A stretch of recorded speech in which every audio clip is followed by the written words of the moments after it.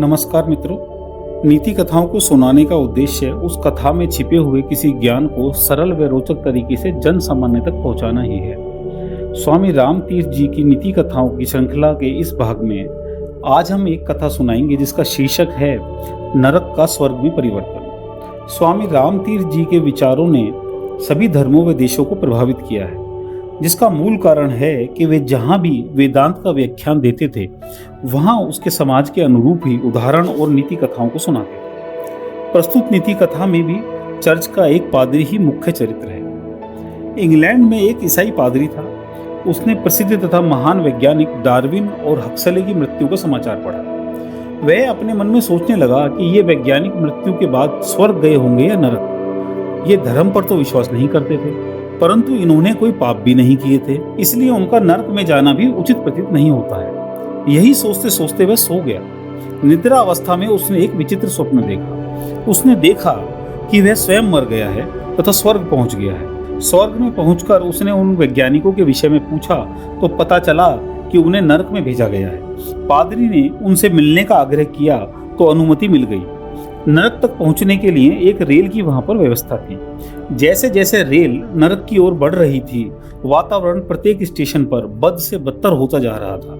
नरक से एक स्टेशन पहले तो इतनी दुर्गंध आ रही थी कि पादरी को नाक पर रुमाल लगाने पड़े, फिर भी चेतना लुप्त होने लगी। रोने, चिल्लाने और दांत किटकिटाने की आवाजें सुनाई पड़ने लगी थी। पादरी उनको सहन न कर सका और उसकी चेतना लुप्त होने लगी। वह वहां आकर बहुत पछता रहा था। थोड़ी देर बाद अगले स्टेशन पर आवाजें आने लगी, निम्नतम नर्क, निम्नतम नर्क। वह वहां पर उतर गया। पादरी ने देखा कि वातावरण सुगंधित है तथा उद्यान भी नजर आने लगे। उसने वहां पर पूछा कि क्या यही निम्नतम नर्क है। तभी सामने से वैज्ञानिक हक्सले आए और बोले, हाँ यही नर्क है। पादरी ने पूछा कि इसमें और स्वर्ग में तो कोई अंतर नजर नहीं आता है। वैज्ञानिक हक्सले ने उत्तर दिया, आपकी आशा निर्मूल नहीं है। वास्तव में जब मैं यहाँ आया था तो यह स्थान सबसे खराब नर्क था। यह इतना खराब था कि इसकी कल्पना नहीं की जा सकती। उन्होंने कुछ स्थानों की ओर संकेत करके बताया कि यहाँ पर गंदे नाले बहते थे, यहाँ पर जलता हुआ लोहा था, उधर गर्म बालू थी, इस तरफ उबलता हुआ गोबर था। सबसे पहले हम लोगों को गंदे नाले में रखा गया, परंतु जब हम वहां थे तो अपने हाथों से पानी उलीचकर समीपवर्ती जलते हुए लोहे पर डालते रहे। यह काम हम निरंतर करते रहे। तब यहाँ के रक्षकों ने हमको ले जाकर जलते हुए लोहे वाले स्थान में रखा, परंतु जब तक अधिकांश लोहा पूर्णतः ठंडा हो रहा था और उसको हाथ से पकड़ा जा सकता था, परंतु अब भी बहुत सा लोहा पिघली हुई दशा में ही था। तब ठंडे लोहे की सहायता से हमने पिघले हुए लोहे की कुछ मशीनें और यंत्र बना दिए। इसके बाद जहाँ पर उबलता हुआ गोबर था, हमको वहाँ पर ले जाया गया। वहाँ पर हमने अपने यंत्रों से जमीन खोदी। खोदे हुए गोबर को हमने खाद के रूप में प्रयोग किया और कुछ समय बाद ही वह नर्क सचमुच स्वर्ग बन गया। बात यह है कि उस नर्क में भी सभी वस्तुएं मौजूद थी, जिनको ठीक स्थान पर रखने से उच्चतम स्वर्ग बन गया था। इसी प्रकार वेदांत कहता है कि हमारे अंदर ईश्वर मौजूद है और बाहर वह बेकार का शरीर है, किंतु हमने इनको ठीक स्थान पर नहीं रखा है। इसी कारण यह दुनिया नर्क बन गई है।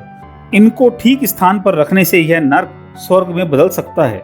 हमने वस्तुओं को उलट पलट दिया है, गाड़ी को घोड़े के आगे लगा दिया है। यही नरक का कारण है। हमको किसी वस्तु को बर्बाद नहीं करना है, न ही खोद कर निकालना है। हमारी महत्वाकांक्षा का भाव, हमारा स्वार्थ, हमारा क्रोधी स्वभाव अथवा हमारा अन्य कोई पाप जो नरक या स्वर्ग के समान है, नष्ट नहीं किए जा सकते, परंतु इनको पुनर्व्यवस्थित किया जा सकता है। किसी भी शक्ति का ह्रास नहीं हो सकता। हम इस नरक को पुनर्व्यवस्थित कर सकते हैं और इस प्रकार ही हम लोगों ने इसको स्वर्ग बनाया है। इस कहानी से हमें यह शिक्षा मिलती है कि शक्ति या ऊर्जा के सदुपयोग द्वारा वस्तुओं को ठीक ठाक व्यवस्था करके नरक को भी स्वर्ग में परिवर्तित किया जा सकता है। आपको यह वीडियो अच्छा लगा तो लाइक, कमेंट व शेयर करें। हमारे चैनल को सब्सक्राइब भी करें। धन्यवाद।